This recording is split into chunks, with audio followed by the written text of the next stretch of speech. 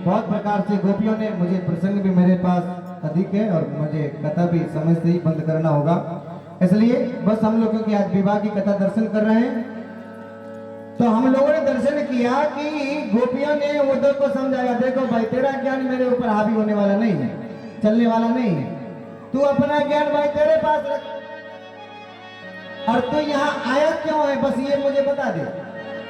देखो मुझे कन्हैया ने भेजा है, मुझे तेरे से कोई बात नहीं करना, तू जा। और ब्राह्मण गीत भी है। उसी समय एक भ्रमर आया और गुनगुनाने लगा, तो गोपियां कहती है देख देख देख देख आ गया काला काला, ऐसे ही था कृष्ण भी, अरे ये ठीक ठीक यही है। बहुत प्रकार से इस प्रसंग को सुखदेव जी ने वर्णन किया कि देखो कुछ दिन वहीं रहे उद्धव जी महाराज ब्रज में, और जब चलने लगे तो उन गोपियों के चरण रज को अपने सिर के ऊपर धारण किया। गोपियां धन्य है, धन्य हुआ, आपने इतना प्रेम किया भगवान से, इतना प्रेम किया गोविंद से, धन्य है आपका जीवन। हम जैसे ज्ञानी जन भी आपके चरण के धुर के आश्रित ही अपने जीवन को कृतार्थ कर सकते हैं। भगवान वहां से आए, उद्धव जी जब आए भगवान के पास, भगवान ने कहा कहिए उद्धव जी क्या समाचार है। बदला बदला सा उद्धव पहले ही दिख रहा है। आज भगवान को देखा और कहने लगा कि देख तू मेरे से बात ही मत कर बस। क्यों? तू तो गया ज्ञान देने के लिए, क्या हुआ तेरा ज्ञान?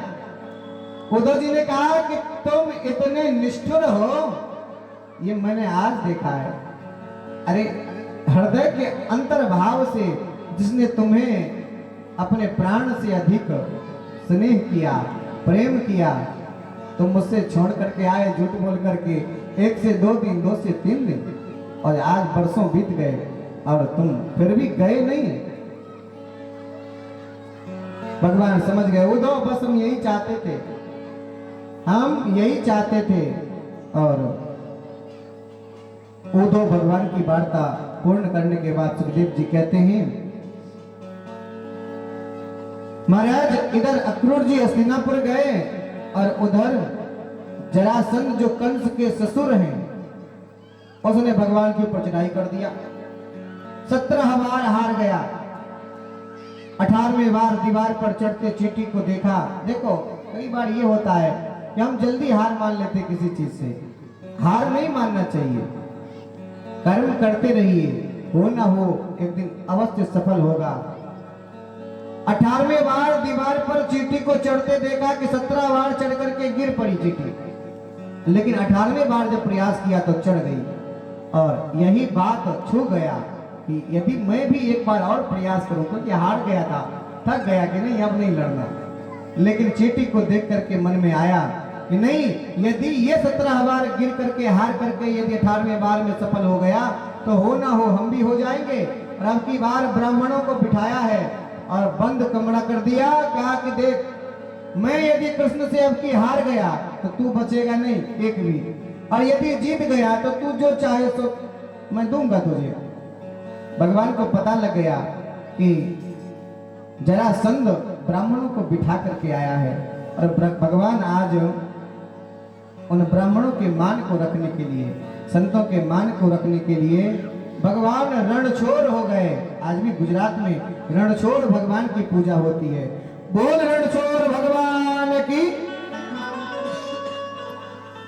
गुजरात आदि शहरों में भी पूजा होती है रणछोड़ भगवान की। भगवान हार गए।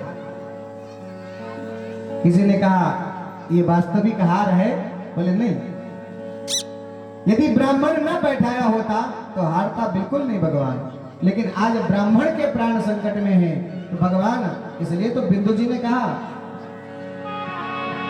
अपना मान टले टल जाए पर भक्त का मान न टलते देखा।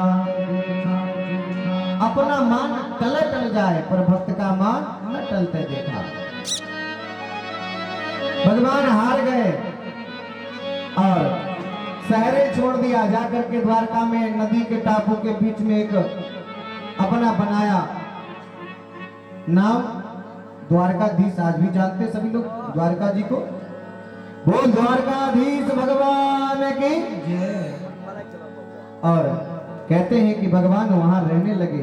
कालांतर में काल यवन का भस्म होना मुचकुंद की कथा है। और उसके बाद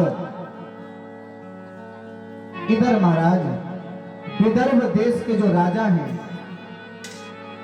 अपने बहन रुक्मिणी का, ये 5 भाई एक बहन रुक्मिणी भगवान से प्रेम करती है। और इनके 5 भाई चाहते हैं कि इनका विवाह शिशुपाल के साथ हो। सुखदेव जी कहते परीक्षित विदर्भ देश के अधिपति महाराज भीष्मक, इनके 5 पुत्र और एक पुत्री का नाम रुक्मिणी है। रुक्मिणी भगवान से प्रेम करती है, लेकिन इनके 5 भाई राजनीतिक लाभ लेने के लिए इनका विवाह शिशुपाल के साथ कर देना चाहता है। रुक्मिणी को यह बात पता लगा, महाराज सब बैनर पोस्टर सब लग गए, कार्ड वगैरह जो भी इनविटेशन होता है सब बन गया, नाम छप गया। रुक्मिणी शिशुपाल आदि आदि गाजे बाजे के साथ बेचारा तैयार हो रहा है शिशुपाल। इधर रुक्मिणी ने रात्रि के समय एक पत्र लिखा। पत्र में लिखा क्या? सुखदेव जी कहते परीक्षित श्रुत्वा गुणान् भवन सुंदर श्रृण्वतान्ते निर्विषय कर्ण विभरे हरतोंगतापम् रूपं दृशाम दृशमता किलातलाभं वयच्युता विसतचेतमपत्रपम्। रुक्मिणी ने चिट्ठी में लिखा, पत्र में लिखा, महाराज आप त्रिभुवन सुंदर हैं, मैंने आपको देखा तो नहीं आज तक, लेकिन आपके गुण को सुन करके, आपके महिमा को सुन करके मैं आपसे प्रेम करने लगी हूँ। और मेरा भाई तो जानते ही हैं आप, 5 भाई राजनीतिक लाभ के लिए मेरा विवाह जबरदस्ती शिशुपाल के साथ कर देना चाहता है। पत्र लिख करके ब्राह्मण को दिया। ब्राह्मण पहुंच गए भगवान द्वारकाधीश के यहाँ। जाकर के कहा, भगवान ने कहा पंडित जी पत्र आप ही पढ़ दीजिए, पत्र आप ही पढ़िए। तो कहते हैं कि भगवान ने जब ऐसा कहा तो ब्राह्मण ने कहा कि महाराज कैसी बात कह रहे हो सकता प्राइवेट पत्र हो, तो आप हमसे पढ़वाने की जगह स्वयं क्यों नहीं पढ़ लेते? भगवान ने कहा देखो हम आज तक संत और ब्राह्मण से कुछ छिपाए नहीं है, तुम ही पढ़ो।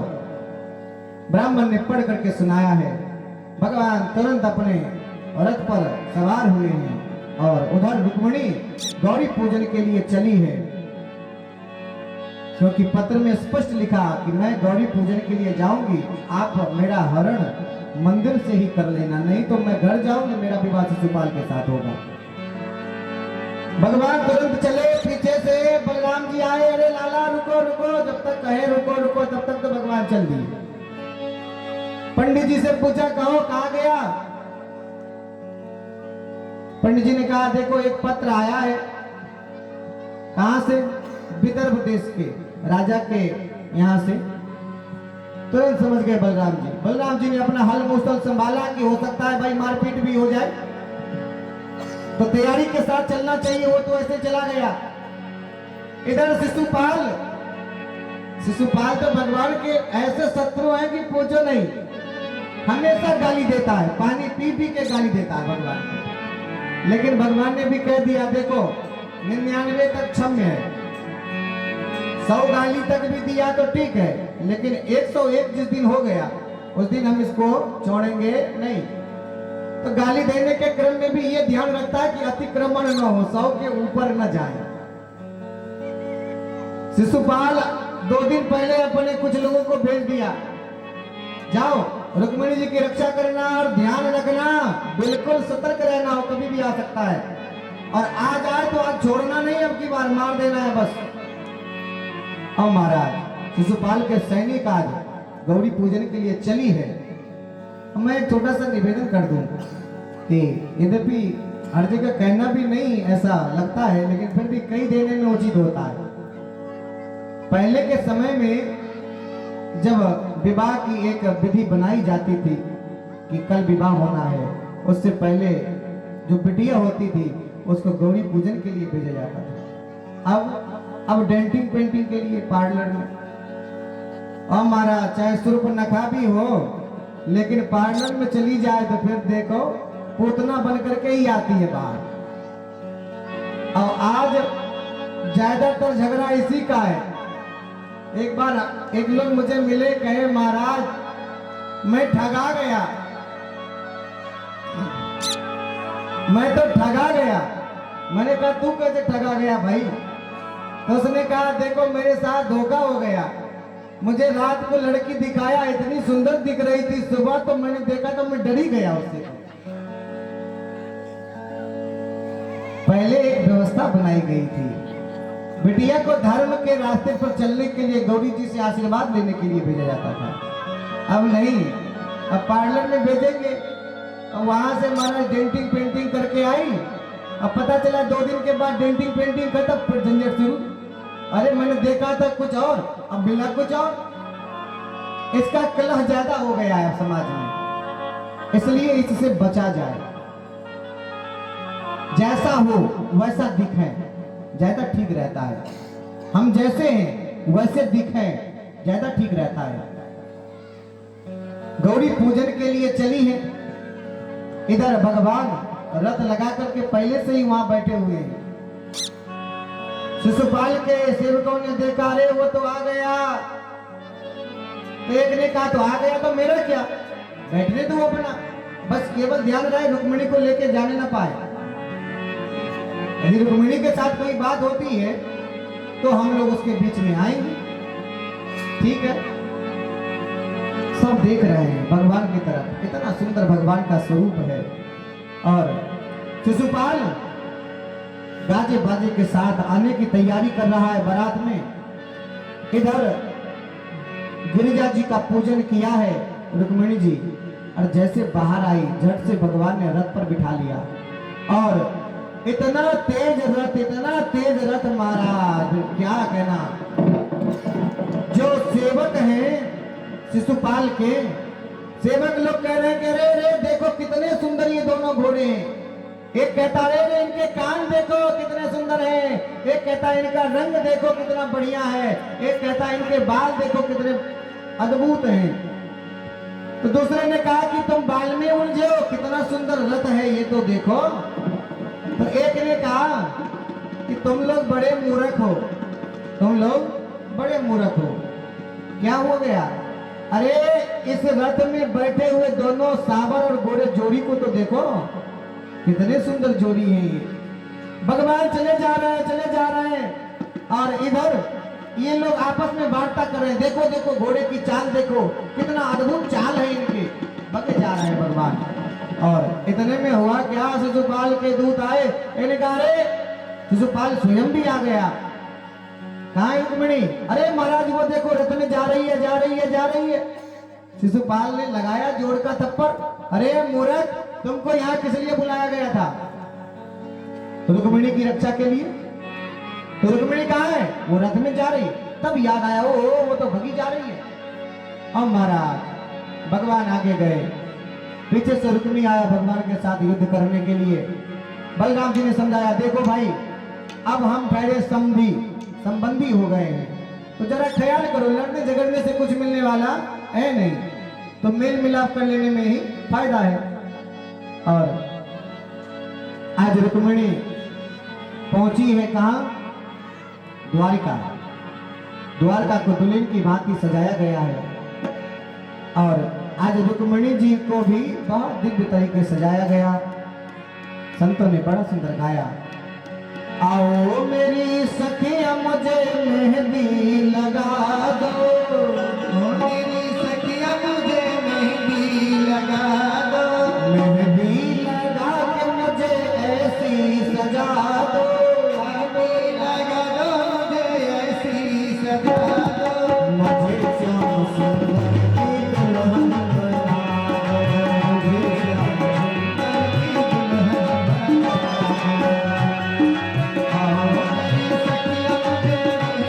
बना दो।